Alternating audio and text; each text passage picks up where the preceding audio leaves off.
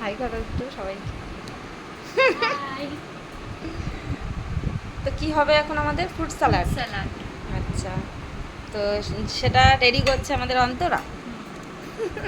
আমরা এখন fruit salad বানাবো। হ্যাঁ, গরমের মধ্যে বিকালবেলা ভাবছি আর কি খাবো, বাইরের হাবিজাবি না খেয়ে ভাবলাম ফ্রুট স্যালাডই বানাই।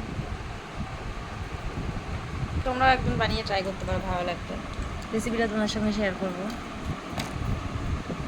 এখন শুধু আমটা কাটা হলো, আপেল, ক্ষীরা, এরপর একটু অরেঞ্জ দেবো, একটু মুসম্বি দেবো, আর যা আছে একটু একটু দেবো, ব্যাস। তারপর চাট মশলা। হ্যাঁ।